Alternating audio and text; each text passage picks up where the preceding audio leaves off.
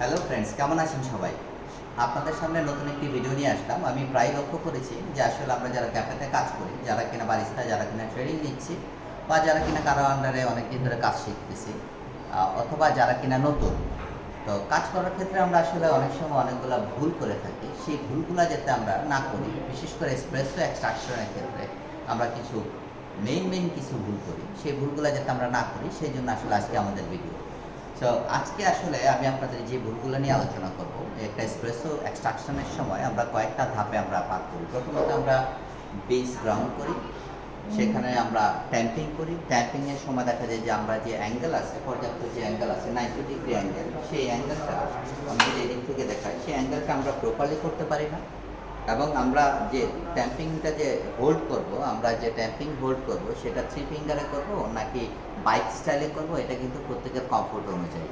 So এটা কিন্তু আপনারা নিজেরা নির্ধারণ করে নেবেন। এবং এই যখন আমরা পোর্টা ফিল্টারটা ধরবো, তখন আমরা থাম্বের পজিশনটা কোথায় থাকবে, কোথায় থাকলে আমাদের পোর্টা ফিল্টারটা নড়বে না, চড়বে না ট্যাম্প করার সময়, এই জিনিসটা কিন্তু আমাদের খুব সুন্দরভাবে খেয়াল রাখতে হবে।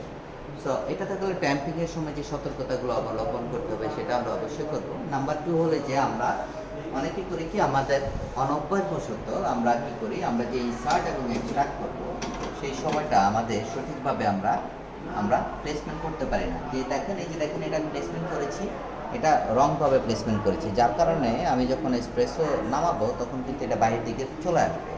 তো আমাদের কি করতে হবে, যারা নতুন আছি, প্রয়োজনে মেশিনটা যদি আপনার কাছে নতুন মনে হয়, সেক্ষেত্রে আপনি এসপ্রেসো নামানোর আগে কয়েকবার আপনি লাগান, কয়েকবার আপনি খুলেন, তাহলে হবে কি, আপনার যে হাতের যে মাপ সেটা কিন্তু ইজিলি চলে আসবে।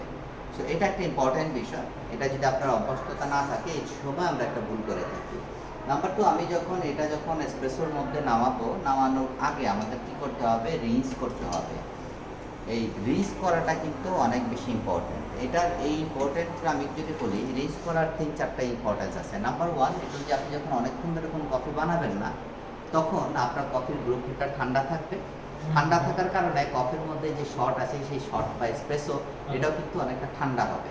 কারণ টেম্পারেচার প্রথমে আগে ঠান্ডা জিনিসটাকে গরম করবে, তারপরে কিন্তু আপনার এসপ্রেসোর মধ্যে দিয়ে পড়বে। সো এটা একটা ভেরি ইম্পর্ট্যান্ট একটা রোল প্লে করে এসপ্রেসো টেস্টের ক্ষেত্রে এবং টেম্পারেচারের ক্ষেত্রে।